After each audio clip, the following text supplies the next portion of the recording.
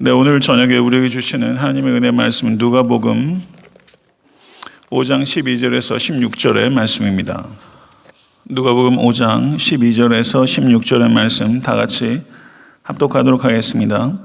예수께서 한 동네에 계실 때 온몸에 나병 들린 사람이 있어 예수를 보고 엎드려 구하여 이르되 주여 원하시면 나를 깨끗하게 하실 수 있나이다 하니 예수께서 손을 내밀어 그에게 대시며 이르시되 내가 원하노니 깨끗함을 받으라 하신대 나병이 곧 떠나니라. 예수께서 그를 경고하시되 아무에게도 이르지 말고 가서 제사장에게 내 몸을 보이고 또 내가 깨끗하게 됨으로 인하여 모세가 명한 대로 예물을 드려 그들에게 입증하라 하셨더니 예수의 소문이 더욱 퍼짐에 수많은 무리가 말씀도 듣고 자기 병도 고침을 받고자 하여 모여오되 예수는 물러가서 한적한 곳에서 기도하시니라. 아멘. 하나님의 말씀입니다. 네, 오늘 본 말씀은 여러 성도님들께서 익히 잘 아시는 그 나병 환자를 고치신 예수님의 치유 기적이 기록되어 있는 말씀입니다. 이 사건과 병행을 이루고 있는 그 말씀이 마가복음 1장 40절에서 45절 그리고 마태복음 8장 2절에서 4절 이렇게 나병 환자를 고치신 사건이 공간복음에 공이 다 기록되어 있는 것입니다. 그 중에서 마가복음의 기록이 가장 상세하고 마태복음이 가장 간략하게 기록되어 있습니다. 오늘 설교를 해 나가면서 누가복음의 기록의 특징을 필요에 따라서 언급해 나가는 방식으로 설교해 나가도록 하겠습니다. 네, 오늘 본 말씀 5장 12절에서 16절의 말씀은 보다 큰 문맥 속에 위치하고 있습니다. 누가복음 5장 1절에서 6장 16절까지 보게 되면 예수님과 그리고 유대인들 사이에서 갈등이 점증되는 그 큰 이야기가 있습니다. 오늘 본문 말씀 바로 앞에 있는 누가복음 5장 1절 11절을 보시게 되면 예수님께서 권세 있는 부르심으로 베드로를 제자로 부르신 소명 기사가 기록되어 있습니다. 그리고 오늘 본문 말씀은 권세 있는 능력으로 문둥병자를 고치신 치유 기사가 기록되어 있습니다. 이 두 이야기 사이에는 몇 가지 연관성이 존재하는 것입니다. 5장 8절을 보시게 되면 시몬 베드로가 예수님의 무릎 아래 엎드려 이렇게 말합니다. 주여 나를 떠나소서 나는 죄인이로소이다. 그런데 5장 12절을 보게 되면 문둥병자가 예수님을 보고 엎드려 이렇게 말합니다. 주여 원하시면 나를 깨끗하게 하실 수 있나이다. 베드로도 그리고 문둥병자도 모두 예수님 앞에 엎드렸고 그리고 두 사람 모두 주님이라고 불렀습니다. 베드로는 죄로 인한 영혼의 문둥병을 고쳐달라고 호소한 것이라면 문둥병자는 나병균으로 인한 육체의 문둥병을 고쳐달라고 간구하고 있는 것입니다. 이 두 이야기는 이렇게 연관이 되는 것입니다. 누가는 예수께서 한 동네에 계실 때라고 이야기를 시작합니다. 그때 온몸에 나병에 걸린 사람이 예수를 보고 다가와서 엎드려 간구하기 시작합니다. 그런데 오늘 본문 말씀에 나오는 이 나병은 현대적 의미의 한센병일 수도 있고 혹은 레위기 13장과 14장에 기록되어 있는 것처럼 다양한 피부 질환들 가운데 하나일 수 있습니다. 어떤 질병인지 특정적으로 말하기는 어렵습니다. 그런데 예수님께 나온 사람이 온몸에 나병이 들린 사람이라고 이야기를 하고 있습니다. 이 사람은 제사장으로부터 양성 판정을 받아서 마을과 가족으로부터 추방된 사람이었던 것입니다. 그런데 이 나병이라는 것이 단순하게 육체적인 고통만 가져다 주는 질병이 아니라는 것입니다. 이것은 종교적으로 매우 부정한 질병이었습니다. 그리고 다른 질병들과는 달리 다른 사람들로부터 증오의 대상이 되었습니다. 그래서 마을 바깥으로 추방되었습니다. 누구와도 교제할 수 없고 누구도 이 나병 환자와 교제하려고 하지 않습니다. 그래서 나병 환자의 문제는 단순하게 육체 고통에 있는 것이 아니라 모든 관계로부터 단절된 고립의 문제가 더욱더 고통스러운 문제라는 것을 우리가 보게 되는 것입니다. 근데 나병 환자는 자신의 옷을 찢어야 합니다. 그리고 머리를 풀고 다니도록 율법이 규정하고 있습니다. 이렇게 옷을 찢고 머리를 푸는 행위는 슬픔을 나타내는 것입니다. 그래서 옷을 찢고 머리를 푸는 행위를 통해서 나는 이미 죽은 사람입니다 라는 것을 표현하는 것입니다. 살아있지만은 사실상은 죽은 사람과 같은 존재, 그 사람이 바로 나병 환자인 것입니다. 그리고 이 사람은 입니수를 가려야 했습니다. 그리고 수염을 가려야 했습니다. 그리고 부정하다 스스로 외치면서 사람들에게 나아갈 때 자기가 나병 환자라는 것을 자기가 찢은 옷과 그리고 풀어헤친 머리와 그리고 부정하다라는 이야기를 통해서 사람들에게 자기가 나병 환자라는 것을 나타내도록 되어 있는 사람입니다. 성도 여러분, 스스로 자신을 부정하다고 외치고 그리고 스스로 죽은 사람과 같이 여기는 사람, 이 사람은 가장 비극적인 인간이라고 할 수 있는 것입니다. 그 사람이 예수께 나왔습니다. 예수께 나왔고 예수를 보았고 예수 앞에 엎드렸고 그리고 그분께 간구했습니다. 이 나병 환자는 누구보다도 간절했고 누구보다도 필사적이었습니다. 그리고 주님께 이렇게 말합니다. 주여 원하시면 나를 깨끗하게 하실 수 있나이다. 사랑하는 성도 여러분, 이 사람은 예수님의 능력에 대해서 확신이 있었습니다. 원하시면 나를 고치실 수 있다는 그런 능력이 예수께 있다는 것을 알고 있었습니다. 그리고 자신의 처지가 얼마나 비극적이고 비참한지 잘 깨닫고 있습니다. 그러나 나병 환자는 온전한 사람 앞에 나아갈 수 없는데 지금 율법을 깨고 자기가 예수 그리스도 앞에 나온 것에 대해서 이 사람은 사죄하는 마음이 있었던 것입니다. 그래서 모든 것을 주님께 다 맡기고 원하시면 저를 고쳐주실 수 있겠습니다. 그렇지만 원하지 않으시면 그것도 제가 수용할 수 있겠습니다. 이렇게 겸손한 마음으로 절박하게 예수 그리스도 앞에 엎드리고 있는 것입니다. 저는 오늘 표집사님께서도 어떤 기도 가운데 나병 환자 이야기를 하셨는데 여러분과 저에게 이러한 태도가 있는지를 생각해 보고 싶습니다. 오늘 본 말씀의 이 내용은 해석적으로 무엇인가 새로운 해석을 여러분에게 제시하는 것은 그런 류의 이야기는 아닙니다. 이 이야기를 통해서 우리는 나병 환자처럼 그렇게 간절하고 그렇게 단순하고 그리고 그렇게 필사적으로 주여 원하시면 나를 깨끗하게 하실 수 있나이다. 사랑하는 성도 여러분, 나병균은 피부를 상하게 합니다. 그리고 피를 더럽히게 하고 그리고 뼈까지 손상시키는 그런 질병입니다. 저는 이 말씀을 보면서 나병균이 더 지독한가 아니면 죄가 더 지독한가 이것에 대해서 우리가 생각해 보기를 원합니다. 나병균이 더 빠르게 전염이 됩니까? 죄가 더 빠르게 전염이 됩니까? 이 죄라는 이 병균이 우리의 영혼에 침투해서 우리의 영혼의 피와 그리고 뼈를 썩게 합니다. 우리의 지식과 감정과 의지에 이 죄의 병균들이 들어와서 모든 것들을 헝클어 놓습니다. 이 세상에서 가장 지독한 병균은 나병균이 아니라 죄라는 병균입니다. 만약에 그런 것을 여러분들께서 진심으로 수용한다면 우리는 이 나병 환자보다도 더 겸손하고 더 단순하고 더 절박하게 주여 원하시면 나를 깨끗하게 하실 수 있나이다. 이렇게 주님의 치유를 간구하시는 모든 권속 되실 수 있게 되기를 우리 주 예수 그리스도 이름으로 간절히 축원합니다.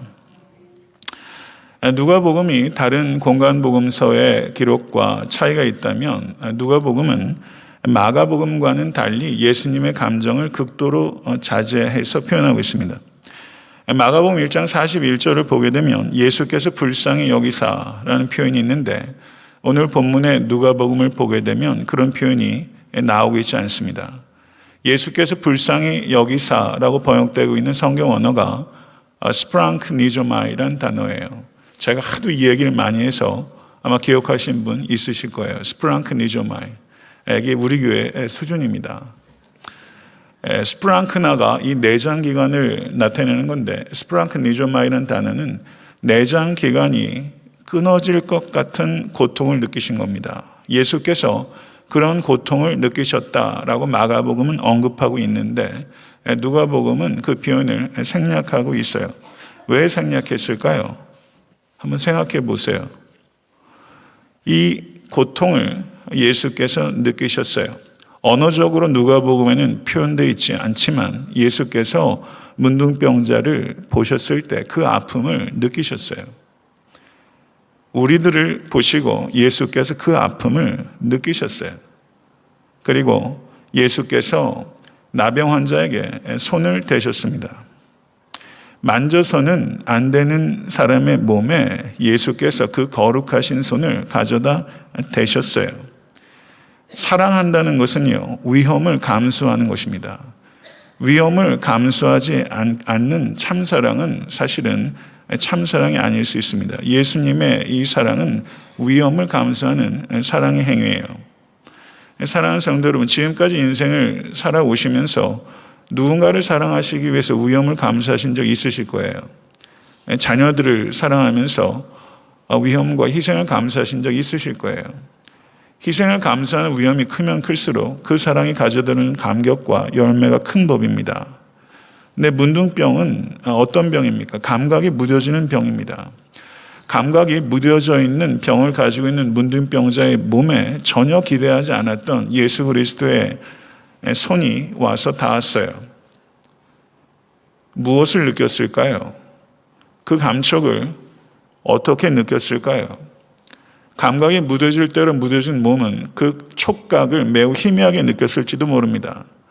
그러나 촉각으로 느끼지 못했어도 예수께서 자신의 몸에 손이 닿았다는 것을 아는 순간 온 몸에 벼락이라도 맞은 것처럼 전율이 이 문둥병자의 온 몸에 퍼졌을 것입니다. 성도 여러분, 복음서에 나오는 예수 그리스도께서는 말씀으로만 고치실 때가 적지 않았습니다. 심지어 예수께서 직접 가시지 않으시고도 먼 거리에서 곧 나으니라 라고 하는 경우들도 있습니다. 예수님께서 문둥병자를 말씀으로만 고치실 수 있으십니다. 그런데 예수님께서는 말씀으로만 고치지 아니하시고 손을 대어서는 안 되는 문둥병자의 몸에 손을 대셔서 이 문둥병자를 고치셨습니다. 성도 여러분, 예수님께서 이 문둥병자를 고치실 때 성경은 언급하고 있지 않지만 이 자리에는 베드로도 있었을 것이고 야고보와 안드레와 요한, 적어도 이 4명의 제자들이 있었을 것입니다. 어렸을 때 저도 문둥병자가 동네에 들어온다 그러면 동네가 발칵 뒤집혀져 가지고 동네 애들이 소위 말해서 짱돌을 들고서 동네 오기를 지키고 오게 되면 집어던지고 하는 일들 저도 좀 본 것 같아요. 저도 돌멩이 좀 던져본 전력이 있지 않나 이런 생각이 드는데요. 제가 베드로쯤 되면요, 아마 뒤에서 돌멩이 하나를 자그락자그락 움직이면서 여차지 가면 이 문둥병자에게 던진 태세를 갖췄을지도 모르겠어요. 만지기라도 하면 밀칠 수 없으니 돌멩이라도 들고서 이 문둥병자 여차직하면 내려치겠다라는 생각을 가지고 제자들이 예수님 뒤에 서성이면서 매우 매서운 눈으로 아마 이 문둥병자를 보았을 거예요. 그런데 예수님께서는 이 문둥병자의 몸에 손을 대셨어요. 제자들은 거의 경악했을 겁니다. 전혀 상상하지 못했던 장면이 제자들 눈에 보인 거예요. 저는 골프를 칠 줄도 모르고 골프 경기를 처음부터 끝까지 본 적도 없는 사람입니다. 그런데 우연찮게 예전에 PGA 골프 시상식을 봤어요. 그걸 제가 왜 보고 있었는지 모르겠어요. 근데 PGA 골프에 우승한 선수가 있는데 이 사람이 PGA에서 처음 우승했답니다. 그런데 온 가족들이 얼마나 기쁘겠어요. 그런데 이 PGA 골프에 우승한 선수가 어린 아기 하나를 안고 있는데 이 아이가 너무 천진난만하게 아버지 얼굴을 계속 만지는 거예요. 그래서 방송 캐스터가 이야기를 해요. 이 선수의 이 아이는 앞을 보지 못한대요. 그런데 이 아이가 자기의 손끝으로 아버지 얼굴을 계속 만지는 것을 보면서 방송 캐스터가 뭐라고 말했냐면 아버지 얼굴에 새겨진 기쁨을 만지고 있다. 이렇게 표현하더라고요.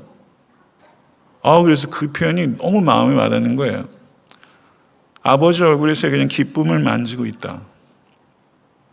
이 촉각이라는 게 말이죠. 사랑하는 사람을 만질 수 있다는 거. 이게 얼마나 소중한 건지 몰라요. 그리고 아이들이, 저도 이 꼬맹이 애들이 와가지고 아빠 하고 달려와가지고 저를 이렇게 만지고 그럴 때 참 기뻐요. 사랑하는 사람을 만약에 제가 몸이 전신마비라도 돼가지고 눈으로 보는데 사랑하는 사람을 만질 수 없다. 혹은 사랑하는 사람이 나를 만지지 못한다는 것. 그거 참 끔찍한 일이겠다. 이런 생각이 들더라고요. 여기 이 사람은요, 만질 수 없는 사람이에요. 사람을 만질 수 없을 뿐만 아니라 이 사람이 만진 모든 것들이 더러워지는 거예요. 그래서 추방된 사람이에요. 그래서 이 사람은 가족들 사이에서도 이미 죽은 사람으로 장례를 치른 사람이에요. 살아있지만 죽은 사람이에요. 다른 질병과 달라요. 이미 죽은 사람인 거예요. 이 사람은요, 몸에만 문둥병이 있는 사람이 아닙니다. 이 사람은 이 속에도 문둥병이 있는 사람이에요. 예수님은요, 뚫고서 보시는 분이에요. 이 사람의 문둥병이 몸 밖에만 있는 게 아니라 사실상 더 심각한 문둥병이 있는데 그것이 몸 안에, 영혼에 있다는 것을 아시고 그 영혼에 있는 문둥병, 그거를 치유하기 위해서는 예수 그리스도의 손이 필요했던 거예요. 그 고립과 그 고독이라는 문둥병에서 이 사람에게 예수님께서 타치를 주신 거예요. 저는 모르겠어요. 저는 이런 장면을 보면요, 너무 좋아요. 어떻게 이렇게 사람을 대하실까? 저랑은 너무 달라요. 이렇게 살고 싶어요. 근데 이런 지혜도, 이런 추구도, 이런 능력도, 그리고 사람에 대한 이런 이해도 저에게는 부족해요. 근데 예수님은 어떻게 이렇게 사람을 대하시고 어떻게 이런 걸 사람에게 주시나, 이런 생각을 하게 되는 것입니다. 그런데 조금만 더 생각을 진전시키게 되면요, 사랑한다는 것은 위험을 각오하는 행동이고, 사랑은 내가 상처받는 것을 각오하지 않으면 할 수 없는 행위입니다. 예수님께서 이 문둥병자에게 손길을 주심으로 말미암아 이것은 종교 율법주의자들에게 공격의 빌미를 먹잇감이 되신 걸 뜻하는 거예요. 예수님은 먹잇감이 되신 거예요. 위험해지신 거예요. 이것은 명백한 위험을 예수께서 감수하신 거예요. 많은 것들을 희생하신 거예요.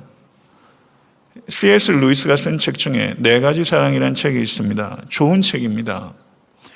거기에 보면 사랑한다는 것은 상처받을 수 있는 위험에 자신을 노출시키는 것입니다.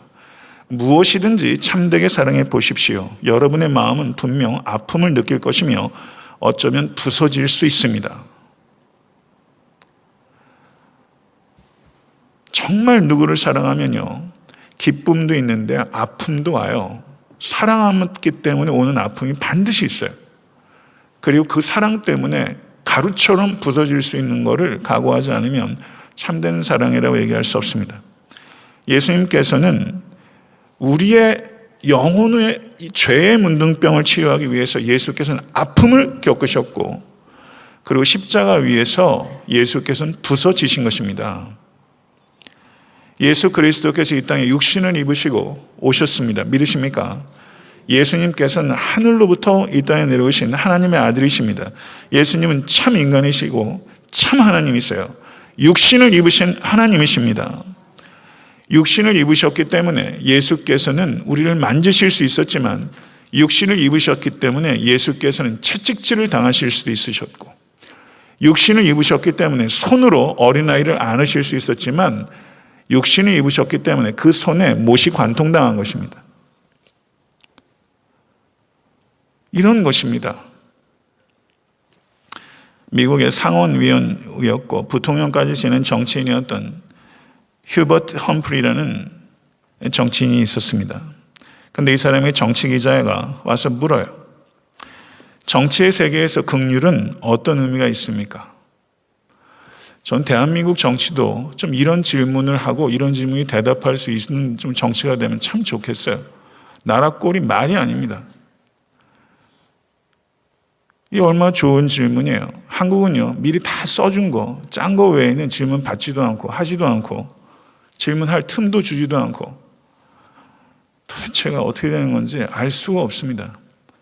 그런데 이 휴버트 험프리라는 기자가 정치의 세계에서 긍휼은 어떤 의미입니까?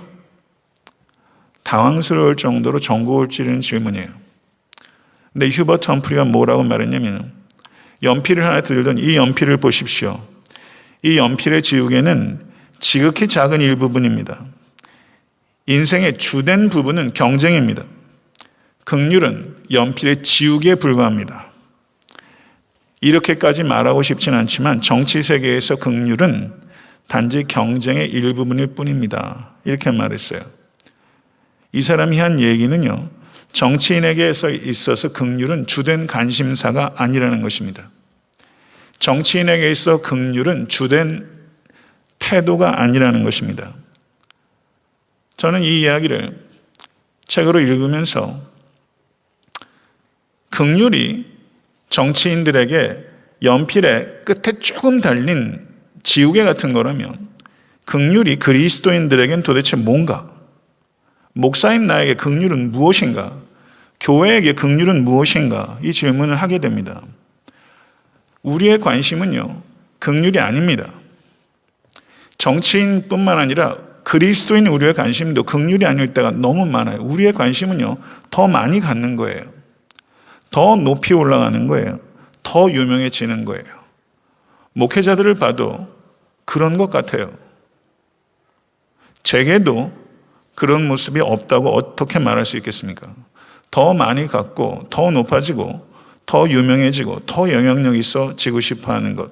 세상 사람들이나 예수 믿는 사람이나 크게 다르지 않아요. 그렇게 달려가요. 선거철이 되면 정치인들이 갑자기 서민 코스프레를 합니다.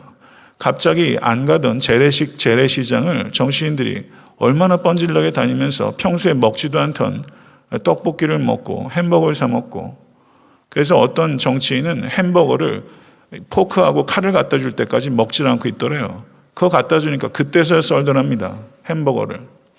서민 코스프레 하는 거죠. 그런 사람들, 정치인들, 한국의 문제만은 아니라 그렇지 않습니까? 제가 이 말씀을 드리는 이유는 긍휼이 목적이 아니라 긍휼이 정치의 수단으로 사용되고 있는 거예요. 이것을 생각해 보게 됩니다. 문둥병자에게 예수께서 손을 대셨어요. 손을 대신 것이 수단이 아닙니다. 예수 그리스도께서는 긍휼이 풍성하신 하나님이십니다. 예수께서 문둥병자에게 손을 대신 것은 여러분과 저에게, 교회는 무엇입니까? 교회는 그리스도의 몸입니다. 교회는 그리스도의 손이요, 그리스도의 발이요, 그리스도의 심장이요, 그리스도의 향기가 되어야 됩니다. 교회를 신학적으로 후 그리스도라고 표현합니다. 예수 그리스도의 연장된 성육신입니다. 예수 그리스도의 연장된 성육신인 교회는 예수 그리스도를 대신해서 문둥병자에게 손을 대라는 초청을 우리에게 하고 있는 것입니다. 이것은 긍휼의 삶으로의 초대입니다. 이 초대장을 오늘 이 말씀을 통해서 여러분에게 주어지고 있는 것입니다. 결혼 초대장만 받는 것이 아니라 오늘 이 말씀을 통해서 이 자리에 있는 모든 각자에게 긍휼의 삶으로의 초대장이 지금 주어지고 있는 거예요. 그리스도인의 삶에 있어서 긍휼은 인생의 지우개가 아니라 인생의 중심이 되어야 되는 것입니다. 여러분의 삶의 인생의 중심에 긍휼이 있습니까? 오늘 그것에 대한 고민이 시작될 수 있게 되길 간절히 축원합니다. 사랑하는 성도 여러분, 그리스도인들은요, 이 중심축이 바뀐 사람이에요. 세상에서 살 때, 그리고 중생한 이후에도 세상적인 가치관에 아직도 벗어나지 못할 때는 경쟁에서 승리한 전리품들을 내 삶의 중심에 둡니다. 그리고 득이 양양합니다. 기세가 대단합니다. 경쟁에서 승리한 것이 나의 중심을 구성합니다. 그러나 진정으로 중생한 성도, 그리고 진정으로 긍휼을 삶의 중심으로 받아들인 성도는 그 삶의 중심이 승리, 세상에서의 경쟁에서 승리한 것이 있는 것이 아니라 예수 그리스도의 긍휼이 내 중심을 구성합니다. 사랑하는 성도 여러분, 여러분의 중심에 긍휼이 있어야 하는 것입니다. 사랑하는 성도 여러분, 그게 고상한 인간이요, 그게 고상한 그리스도인입니다. 저명한 성경학자 윌리엄 바클레이가 쓴 책에서 이 긍휼을 이렇게 정의를 했어요. 긍휼히 여긴다는 것은 하나님과 같은 자세로 인간을 대한다는 것이며, 하나님과 같은 생각으로 인간을 대한다는 것이며, 하나님과 같은 감정으로 인간을 대한다는 것이며, 하나님과 같은 행동으로 인간을 대한다는 것입니다. 이렇게 표현했어요.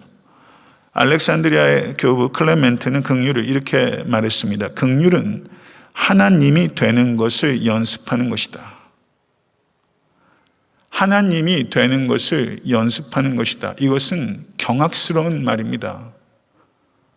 하나님이 되려고 하는 것이 죄의 본질입니다. 그런데 긍휼을 하나님이 되는 것을 연습하는 것이다 라고 경악스럽게 표현했는데, 저는 이 말을 곰곰이 되씹어 보니까 참 경탄스러운 말이다 이런 생각이 들어요. 긍휼은요, 하나님의 성품을 배우는 거예요. 하나님이 되는 것을 연습하는 것이다. 저는 이 말이 참 기가 막힌 말에 표현이 됩니다. 생각이 됩니다. 사랑하는 성도 여러분, 우리는 자기 중심적인 삶의 태도를 버려야 됩니다. 긍휼은 자기 중심성을 철저하게 부인하는 것입니다. 다른 사람의 시급함과 다른 사람의 어려움과 다른 사람의 슬픔을 나의 시급함보다, 나의 어려움보다, 나의 슬픔보다 더 크게 받아들이는 삶의 태도, 이것이 긍휼입니다. 이런 긍휼을 가지고 있는 사람 이 자리에 한 사람도 없습니다. 그러나 이것을 목표로 삼으시고 이것을 위해서 기도하시고 삶을 이런 방향으로 이끌어 가실 수 있게 간절히 축원합니다. 이것이 성도의 길이고 이것이 행복의 길입니다. 이러한 행복을 모두 받아 누리실 수 있게 되길 간절히 축원합니다. 교회는 무엇입니까? 교회는 자신들에게 대해서는 죽어 있고 그리스도와 이웃에 대해서는 살아있는 사람들의 모임이다 라는 말이 있습니다.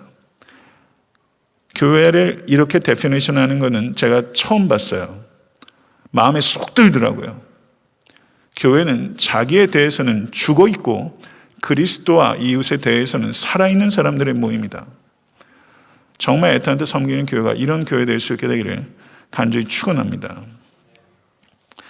그런데 그리스도인의 긍휼은 마음에 있습니다. 그러나 이 긍휼은 손으로 표현됩니다. 이것을 알아야 됩니다. 긍휼은 행동으로 나타나지 않을 때는 긍휼이라고 할 수 없다는 것을 우리는 깊이 생각해야 되는 것입니다. 긍휼을 갖게 되면 하나님과 그만큼 더 연합하게 되는 것이고, 긍휼을 실천하지 못하는 만큼 하나님과 분리가 되는 것입니다. 사무엘상 23장을 보게 되면요, 다윗이 그일라 백성들을 도와주는 장면이 거기 언급되어 있습니다. 그때 다윗의 처지가 영 말이 아니었어요. 사울에게 쫓겨다니면서 그야말로 피난민 신세여가지고 제코가 석자예요. 그런데 블레셋 사람이 그일라에 들어와가지고 그냥 온 농토를 다 그냥 약탈해 갔다는 것을 이 다윗이 듣고서 다윗이 너무 마음이 아팠어요. 그래서 돕고 싶은 거예요. 그래서 다윗이 하나님께 기도했어요. 하나님, 제코가 석자인데 그일라 백성들을 돕고 싶은데 도와야 됩니까? 말아야 됩니까? 다윗은 하나님께 항상 물어요. 그래서 하나님께서 도우라고 하셨어요. 그래서 그일라 백성들을 가서 도왔어요. 그런데 다윗이 지금 피난민 신세이기 때문에 그일라 백성을 도우면서 블레셋과 싸움을 하면서 다윗의 위치가 노출된 거예요. 그러니까 자기 위험을 감수하고 그일라 백성을 도왔어요.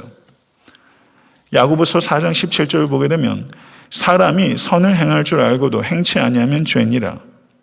다윗이 이와 같이 제코가 석자인데도 불구하고 전략적으로 자기의 위치가 노출됨에도 불구하고 블레셋 사람과 싸워서 그일라 백성들을 구출한 행위는 우리에게 무엇을 가르쳐 줍니까? 아무리 형편이 어려워도 그 와중에 도울 수 있다면 도우라는 것을 우리에게 가르치는 것입니다. 다윗이 그일라 백성들을 도왔는데도 불구하고 그일라 백성들은 다윗을 배신했어요. 배신했어요.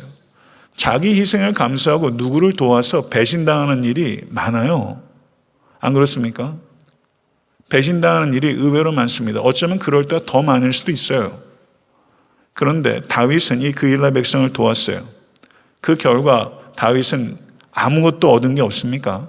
아닙니다. 한 가지 얻은 게 있어요. 긍휼을 베품으로 말미암아 여호와 하나님과 더욱더 연합된 것입니다. 여호와 하나님과 더욱더 연합된 것입니다. 이것이 보상입니다. 여러분이 누군가에게 긍휼을 베풀고 그것이 자기 희생을 통한 긍휼을 베풀었음에도 불구하고 고맙다는 말은커녕 배신도 당할 수 있어요. 그럼에도 불구하고 어려운 형편에도 불구하고 선을 행할 수 있을 때 긍휼을 베풀라는 것입니다. 그럴 때 주어지는 보상이 있는데 그 보상이 충분하다는 것이고 그 보상은 하나님과 가까워지는 거예요. 이게 성경의 원리입니다. 나병 환자에게 손을 대시고 예수께서 이렇게 말씀하셨어요. 내가 원하노니 깨끗함을 받으라. 예수님의 말씀엔 진짜 천근만근의 무게가 있는 것 같아요. 내가 원하노니 깨끗함을 받으라. 내가 원하노니. 하나님이시기 때문에 이렇게 말씀하실 수 있는 겁니다. 내가 원하노니 깨끗함을 받으라. 사랑하는 성도 여러분, 주님께서 원하시면 해결되지 못할 문제는 하나도 없습니다. 이것을 진실로 받아들이실 수 있는 여러분과 제가 될 수 있게 되길 간절히 축원합니다. 주께서 원하시면 나를 깨끗하게 하실 수 있나이다. 여러분에게 이런 영역이 없으세요? 이런 기도를 드리지 않아도 될 만큼 삶이 순탄하게만 한 분이 이 자리에 있습니까? 남편, 아내, 관계성, 자녀 문제, 여러 문제, 사업의 문제, 이런 기도로부터 면제받을 만큼 삶이 이렇게 호락호락한 분 이 자리에 있으세요? 저는 없다고 생각해요. 그러면 오늘 이 문둥병자처럼 기도하실 수 있는 여러분과 제가 될 수 있게 되기를 간절히 바랍니다. 사랑하는 성도 여러분, 주님께서는 전능하신 하나님이십니다. 인간의 능력으로 할 수 있는 일들이 많이 있어요. 인간도 참 대단해요. 그런데 인간의 능력으로 안 되는 일들도 여전히 많아요. 인간의 능력으로 죽었다 깨어나도 못하는 일이 두 가지가 있는데 그것은 죄의 문제와 죽음의 문제를 해결할 수 없습니다. 죄의 문제와 죽음의 문제를 인간이 해결할 수 없어요. 그래서 인간은 결국은 공허해요. 죄와 죽음의 문제를 해결할 수 없어요. 이 두 가지 문제를 해결할 수 있는 능력은 인간에 있는 것이 아니라 하나님께 있습니다. 그리고 그것은 예수 그리스도의 십자가와 부활입니다. 예수 그리스도의 십자가는 하나님의 사랑을 보여주는 가장 탁월한 증거라면 예수 그리스도의 부활은 하나님의 능력을 보여주는 가장 탁월한 증거입니다. 우리에게 필요한 것은 예수 그리스도의 십자가와 부활의 능력입니다. 이 능력을 붙잡으실 수 있는 여러분과 제가 될 수 있게 간절히 축원합니다. 에베소서 1장 19절을 보게 되면요, 그의 힘의 위력으로 역사하심을 따라 믿는 우리에게 베푸신 능력의 지극히 크심이 어떠한 것을 너희로 알게 하시기를 원하노라 라고 말했습니다. 이 자리에 있는 우리들을 성도라고 합니다. 맞습니까? 성도는 영광스러운 호칭입니다. 성도는 하나님께서 불러주신 그 순간부터 시작되는 것이고, 그것이 성도의 삶의 시작이라면 성도의 삶의 끝은 하나님의 기업입니다. 하나님의 부르심으로 시작한 성도의 삶이 하나님의 기업이라는 것으로 끝이 나는 것이 성도의 삶의 여정이에요. 하나님의 부르심과 하나님의 영광스러운 기업, 이 사이를 여행하는 것이 이 땅에서의 길입니다. 그런데 이 길을 잘 걸어갈 수 있도록 인도하시고 붙잡아 주시는 그것이 하나님의 능력입니다. 하나님의 크신 능력을 온전히 신뢰하시고 경험하실 수 있는 모든 권속 되실 수 있게 되기를 간절히 축원합니다. 그리고 예수님께서 말씀에 따라 깨끗해진 이 사람에게 이렇게 말씀하셨어요. 아무에게도 이르지 말고 가서 제사장에게 내 몸을 보이고 또 내가 깨끗하게 됨으로 인하여 모세가 명한 대로 예물을 드려 그들에게 입증하라. 이렇게 말씀하셨습니다. 예수님께서는 율법을 결코 경시하거나 과소평가하지 않으시고 율법에 대해서 존중하는 태도를 가지셨다는 것을 우리가 생각해야 됩니다. 마태복음 5장 17절에서 18절을 보셔도 잘 아시는 대로 내게 율법이나 선지자를 폐하러 온 줄로 생각하지 말라. 폐하러 온 것이 아니요 완전하게 하려 함이라. 진실로 너희에게 이르노니 천지가 없어지기 전에는 율법의 1.1획도 결코 없어지지 아니하고 다 이루리라. 아멘. 믿으십니까? 사랑하는 성도 여러분, 우리는 율법에 대해서 다른 태도를 갖고 있는 사람들입니다. 사도 바울께서 로마서 7장에서 그리스도인들이 율법과의 관계에 대해서 가르치고 있는 것이 로마서 7장입니다. 율법을 대하는 태도는 세 가지가 있습니다. 율법주의자의 태도가 있습니다. 율법주의자는 하나님과의 관계가 율법을 순종하는 거에 달려있다고 생각하는 사람들입니다. 율법을 통해서 구원을 얻는다고 생각합니다. 율법을 통해서 의롭다함을 얻고 율법을 통해서 거룩해진다고 생각합니다. 이건 잘못된 이해입니다. 이 자리에서 어느 누구도 순종하여 구원받은 사람은 없습니다. 구원받고 순종하며 사는 것입니다.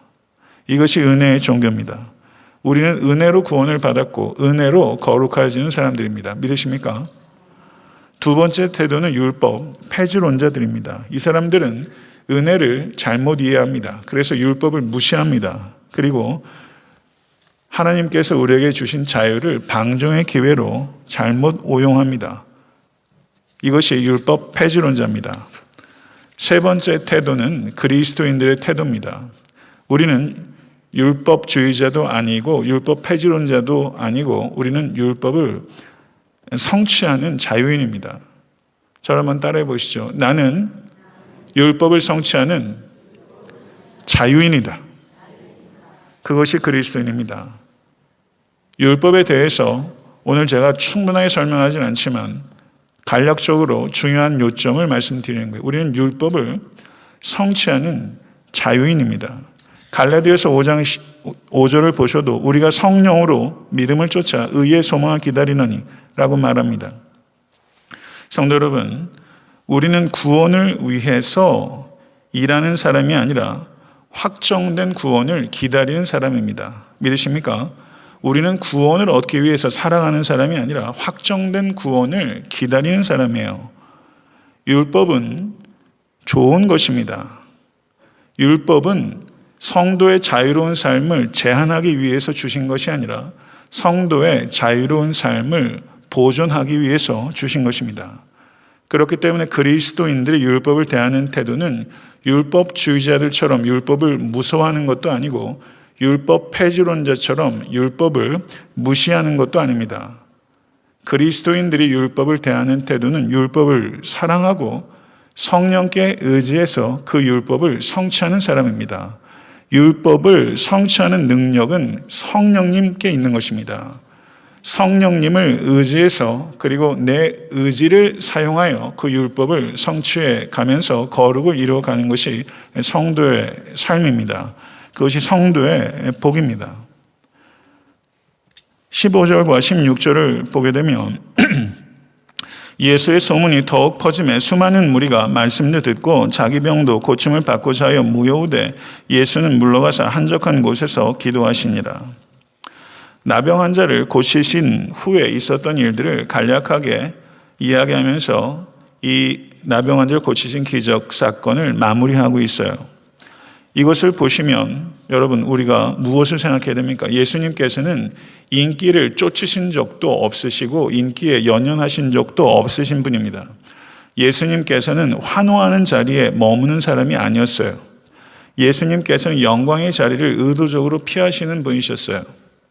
저는 개인적으로는요, 예수님께서 나병 환자를 고치신 것도 엄청난 기적이지만 영광의 자리를 계속 떠나는 것도 엄청난 기적이다. 제 개인적으로 그런 생각이 들더라고요.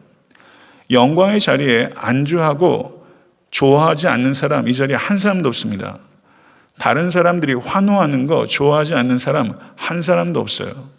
그 자리를 좋아해요. 그 자리에 머물길 좋아해요. 연예인들 보세요. 박수 쳐주고 하는 그 무대에 대해서 그거 얼마나 연연하는지 몰라요. 그 자리 못 떠납니다. 마약 같은 거예요.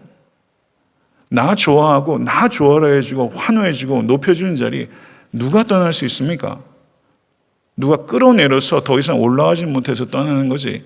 자발적으로 그 자리에 떠나는 사람 제 인생에 몇 명이나 만났는지 저 잘 모르겠어요. 자리에 연연하지 않는 사람 보셨습니까? 정치인들 보세요. 어울리지도 않는 자리에 기어 올라가려고 얼마나 아전투구하고 그 자리에 붙어 있습니까? 그런데도 불구하고 자기가 충분히 역량이 있고 다른 사람이 세워주는데도 불구하고 그 자리를 연연하지 않고 그 자리를 이렇게 떠나실 수 있는 분은 그리스도와 그 그리스도를 삶의 중심으로 모신 참된 그리스도인밖에 없습니다. 한적한 곳으로 가셔서 기도하셨어요. 저도 물러날 때 이렇게 물러나고 싶습니다. 물러날 때를 알고 물러날 줄 아는 것, 이건 정말 능력이 있어야 돼요. 이거 참 아름다운 거죠. 이런 모습을 좀 묵상하는 것은 참 많은 유익이 있다고 생각합니다. 말씀을 맺겠습니다. 나병균보다 무서운 것은 죄라는 균입니다. 이 죄라는 균의 이 흉포함을 우리가 봐야 됩니다. 그리고 사랑하는 성도 여러분, 사망에 이르는 죄로부터 구원 받으셨습니까? 중생한 이후에 죄의 지배로부터 점점 벗어나고 은혜의 영역 가운데서 더욱더 견고하게 서가고 계십니까? 죄를 더 무서워하고 미워하고 죄를 떠날 수 있도록 주님께 단순하고 절박하게 필사적으로 간구하는 나병 환자의 태도를 여러분과 제가 가질 수 있게 되기를 바랍니다. 나병 환자의 몸에 손을 대신 예수 그리스도께서는 긍휼이 여러분과 저의 삶의 중심이 되기를 원하시며 우리의 마음과 생각과 감정과 행동이 다른 사람의 어려움과 시급함과 슬픔을 섬기는 데 쓰임받기를 원하십니다. 그때 우리는 하나님을 더욱더 닮게 되고 하나님과 더욱더 연합하게 됩니다. 우리는 하나님의 부르심과 하나님의 기업 사이를 여행하는 성도입니다. 이 기간 동안 하나님의 지극히 크신 능력을 깨닫고 경험하는 모든 권속되실 수 있게 되기를 간절히 축원합니다. 율법을 무서워하지도 말고 율법을 무시하지도 말고 율법을 사랑하여 성령님을 의지해서 율법을 성취해 나가시는 모든 권속되시기를 간절히 축원합니다. 영광의 자리에 혹여 세워질 수 있는 기회가 있으시다면, 다른 사람들의 환호하는 자리에 서게 되신다면 성도 여러분, 그 자리에서 가급적 빨리 피하시고 한적한 곳으로 가실 수 있는 소명의 자리, 기도의 자리, 영광의 자리가 아니라 소명의 자리, 기도의 자리로 서둘러 떠나는 것이 예수 그리스도께서 우리에게 보여준 모습입니다. 이것이 오늘 본문을 통해서 우리가 생각해야 될 바입니다. 이것들을 깊이 묵상하시고 삶에서 한 가지라도 순종하는 일에 자신의 삶을 들으실 수 있는 여러분과 제가 될 수 있게 되길 간절히 축원합니다. 오늘 주신 말씀 생각하면서 기도하겠습니다. 할렐루야. 우리 주님은 너무나도 경이로우신 분입니다. 생각하지도 못하는 방식으로 사람의 내면의 아픔과 고독을 헤아리시는 주님을 진실로 저희들이 경험하고 또한 사랑하고 본받기를 소원합니다. 우리의 마음이 너무나 강팍하고 내 삶의 어려움으로 지쳐 있어서 다른 사람의 아픔들을 헤아리지 못하고 긍휼히 여기지 못하며 세상 가운데서 살아보겠다고 경쟁하며 정신없이 분주하게 살 때가 많은 우리들을 긍휼히 여겨 주시옵소서. 예수 그리스도의 긍휼을 나의 삶의 중심으로 모실 수 있도록 주여 인도하여 주시옵소서. 아버지 하나님, 하나님의 크신 능력을 신뢰하기를 원합니다. 나를 불러주신 주님께서 아브라함에게 주셨던 모든 언약의 축복들을 우리에게 허락하실 줄 믿습니다. 그날을 바라보며 우리가 삶을 살아갈 때 일희일비하지 않도록 주여 인도하여 주시고 하나님의 동행과 지극히 크신 능력을 신뢰하며 온전히 그리스도를 닮아가는 일에 삶을 드릴 수 있도록 이 자리에 계신 모든 권속들을 붙잡아 주시옵소서. 아버지 하나님, 애타한테 섬기는 교회가 자기를 부인하며 자기를 죽이며 그리스도와 이웃을 위하여 살아있는 교회가 될 수 있도록 주여 인도하여 주시옵기를 간절히 소원하옵고 우리 주 예수 그리스도 이름으로 기도드렸사옵나이다. 아멘.